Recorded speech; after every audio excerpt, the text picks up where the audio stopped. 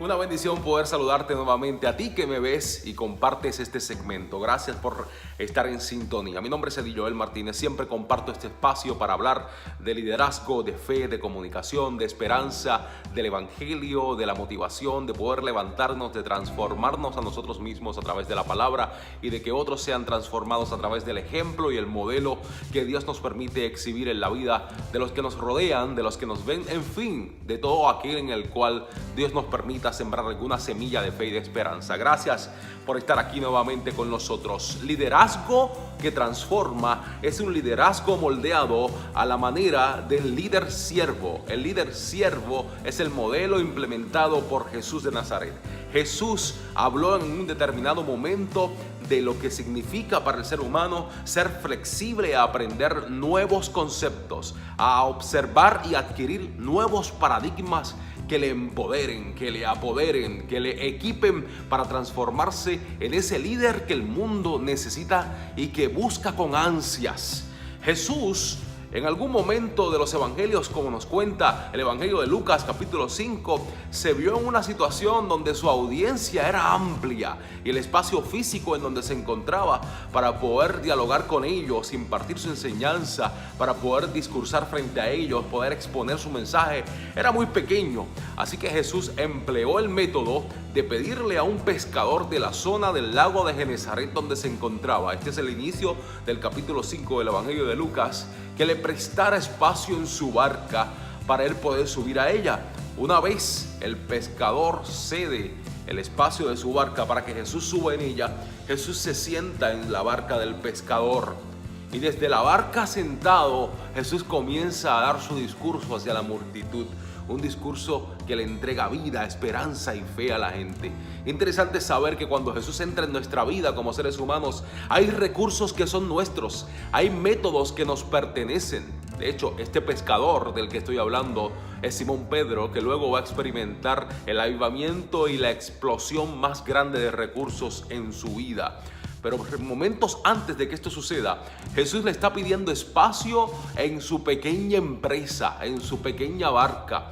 Muchos de nosotros hemos traído al juego, al tablero de juego, al terreno de juego, estrategia que hemos aprendido en la formación académica, en la experiencia de la vida, en los lugares de trabajo, en las empresas de las cuales hemos sido parte. Hemos sido equipados, entrenados, certificados, cualificados y tenemos talento, ciencia, conocimiento, cosas para emprender. De hecho, nuestra riqueza la adquirimos de esa preparación. Pero eso Dios también lo reclama de nosotros para que seamos líderes eficientes, líderes efectivos, líderes que marquemos una gran diferencia en la vida de la gente que nos rodea. Sí, estoy hablando contigo, tú que tienes una certificación en ingeniería, tú que eres artista gráfico, tú que eres músico, que eres artista, que eres científico, matemático, que eres educador, educadora, médico, que eres del ámbito de la medicina o del ámbito de la ingeniería o del ámbito del teatro o de la gerencia en presupuesto. De donde sea que Dios te haya llamado, tienes algo que Dios necesita utilizarlo a su favor para impactar la vida de otros. Ese es el ejemplo simbólico, ese es el lenguaje metafórico que encierra esa acción de Jesús en Lucas capítulo 5, donde le pide a este hombre que gana su vida por medio de la empresa de la pesca, que le ceda un espacio dentro de su embarcación. Una vez Jesús entra en la embarcación, la utiliza para impactar la vida de otros. Poner nuestros recursos al servicio de los demás es parte del llamado a ser líderes. Estoy cansado y me incomoda, no lo voy a ocultar, me incomoda. De hecho, hasta me molesta la actitud de muchos líderes contemporáneos que si no sacan provecho de la gente, se frustran en el ministerio.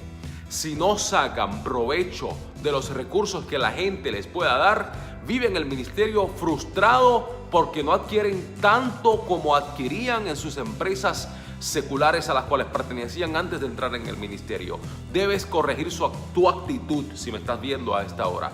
Debes cambiar tu manera de pensar. Hay algo en ti que esté equivocado. Si eres un líder que siempre espera sacar provecho de la gente. Claro, yo no estoy diciendo que Dios quiere líderes esclavos. Hay una diferencia entre líderes siervos y líderes esclavos.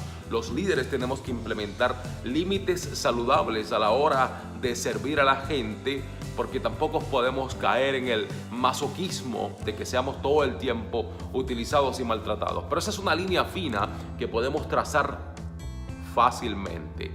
La voluntad de Dios es que la gente vea en nosotros el deseo de servir y de ayudarles a salir adelante. Jesús no tuvo límites para servir.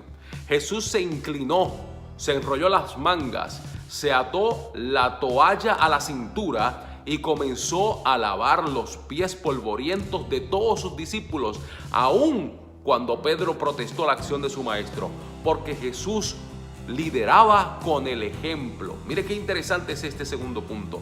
A veces queremos liderar con nuestras palabras, influir en los demás con nuestro discurso, con nuestra predicación afinada, con nuestros conceptos bien colocados, pero Dios necesita más. Dios necesita que nuestro ejemplo vaya coherentemente con nuestro discurso. No puede haber dicotomía en nosotros.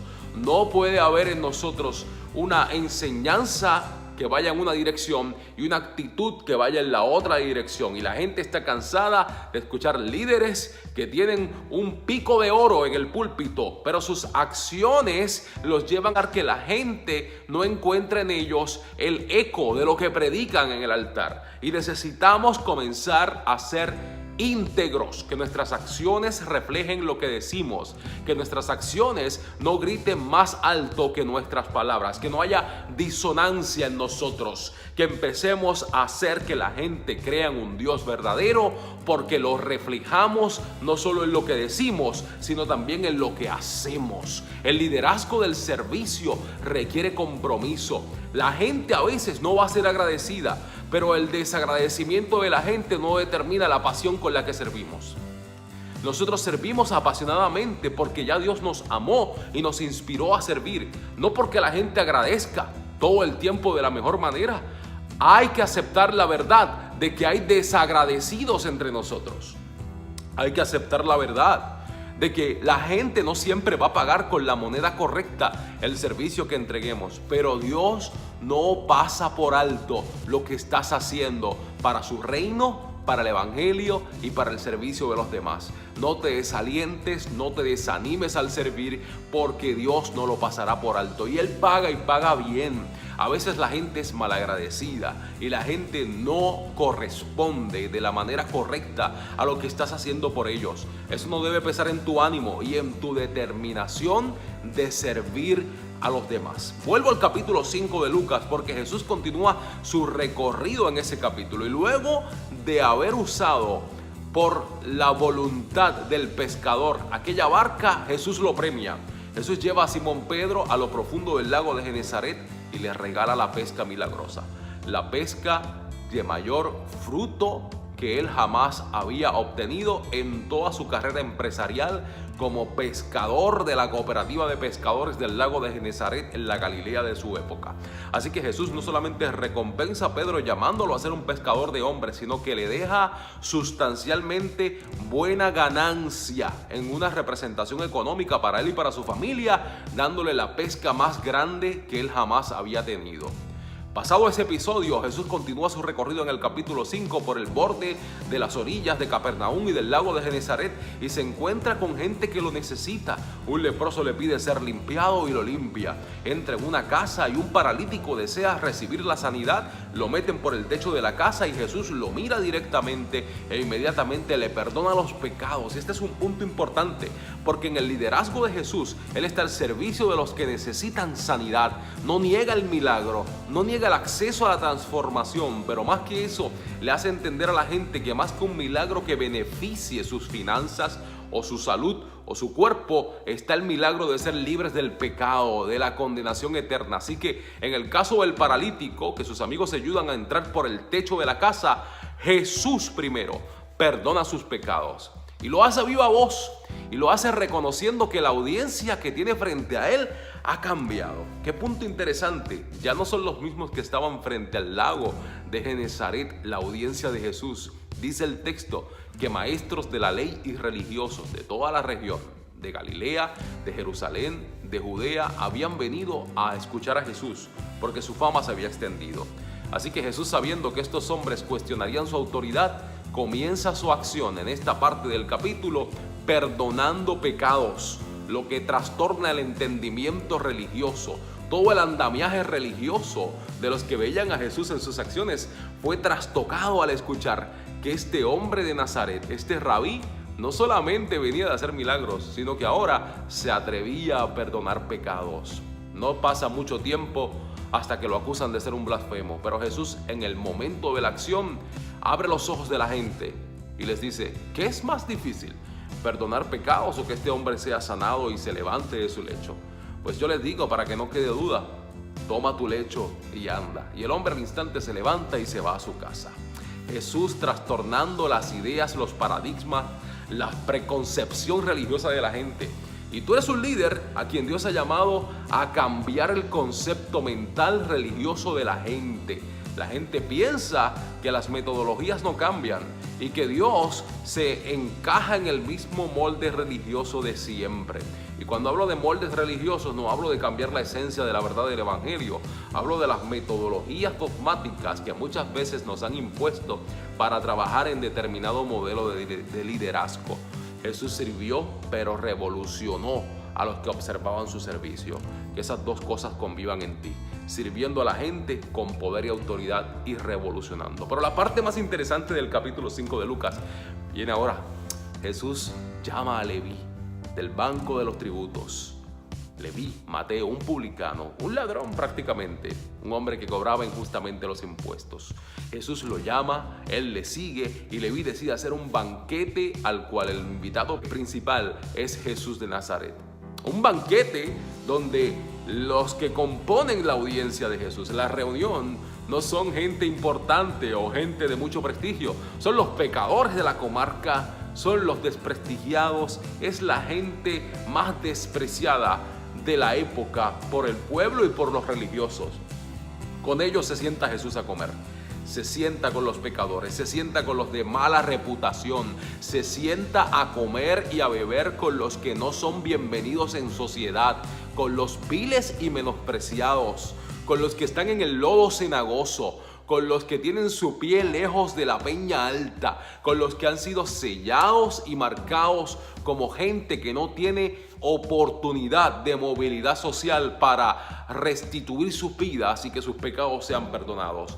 Y Jesús sabe que la crítica viene de camino y está listo para responderla. Al momento, los fariseos, que observaban la acción de un maestro de la ley, de un maestro de la verdad, de la palabra, que se vincula, que se mezcla con lo más vil de la sociedad, con los más pecadores, él se queda quieto y al escuchar la crítica de ellos va a responder serenamente. Ellos van a levantar la bandera de la religiosidad y van a decir: ¿cómo es posible que este maestro suyo se siente a comer con pecadores, con gente mala, con malhechores, en la misma mesa? ¿Qué tipo de maestro es este que se mezcla con esta clase de gente? Y la respuesta de Jesús es contundente, va directo a la médula de la religiosidad de los que le critican. Jesús va a responder: miren, ciertamente los enfermos, los sanos, no tienen necesidad de médico, sino los enfermos. Así que yo he venido para encontrarme con los que están enfermos. Los justos no tienen necesidad de que yo les predique, sino los pecadores. Así que yo he venido a llamar a pecadores, no a justos.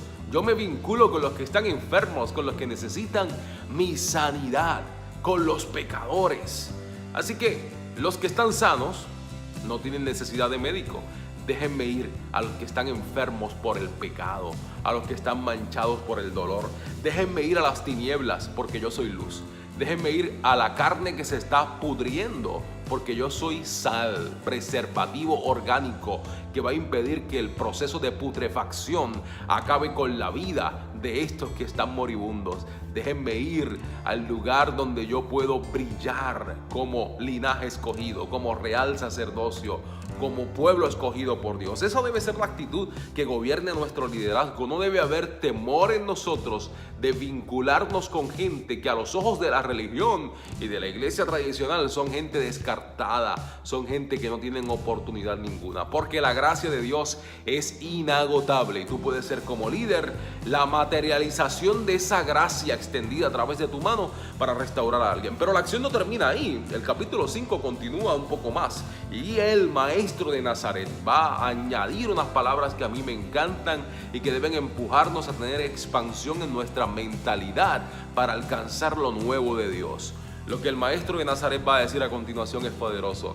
Él dice, miren, recuerden, no se echa vino nuevo en odre viejo, porque el odre viejo se va a romper y el odre se echará a perder junto con el vino nuevo. Así que hay que entender este principio. El odre era un pedazo de cuero en el cual se depositaba el vino para poder guardarlo y tenerlo para su consumo. El odre viejo era un odre que había perdido su capacidad de expansión como pedazo de piel. Ya estaba quizá tostado por el sol y había perdido elasticidad. A medida que el vino nuevo entraba en el odre viejo y el proceso de los químicos del vino nuevo comenzara a fermentarse, el proceso de fermentación química a darse dentro del pedazo de cuero del odre viejo, estaba garantizado que con el calor de la Palestina y la fermentación de ese vino nuevo reventaría el odre y se perdería tanto el depósito como lo depositado. Así que se perdería tanto el odre como el vino. Así que el consejo de Jesús es: echemos vino nuevo en odres nuevos que todavía son expansivos, tienen capacidad de recibir y resistir la efervescencia de este nuevo vino. Mire eso.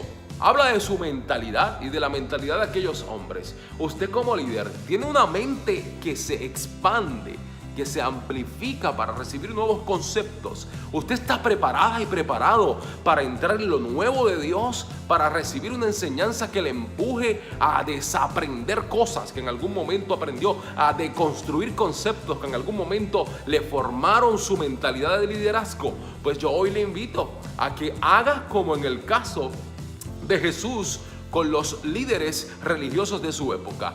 Invite a la gente a que tenga una mente expansiva para recibir lo nuevo de Dios que viene para ello. No se puede impactar una generación completa siguiendo los mismos métodos viejos de las generaciones anteriores. Hay que movernos a lo nuevo y hay que enseñar el mismo poder, la misma palabra que sana, que liberta, que restaura, que empuja, que levanta, que pone tu pie sobre peña, que te da un cántico nuevo, que restaura tu corazón, que enciende la llama de la pasión de cumplir el propósito en la vida a través de nuevas estrategias y utilizando nuevos linderos hacia los cuales Dios nos lleva. Confío en que tu liderazgo será de impacto en la vida de los demás y que, como siempre digo, te transformarás en un comunicador y una comunicadora de esperanza. Recuerda esto: el líder que impacta al modelo o a la manera establecida por el modelo de Jesús es el líder siervo, el líder que sirve, el líder que pone a la gente en el centro de la acción y que ve a la gente como una meta a alcanzar y no como un medio a través del cual poder alcanzar sus metas personales y egoístas. Así que cambia de canal, cambia de mentalidad, expande tu mente como se expanden los odres nuevos para recibir el vino nuevo.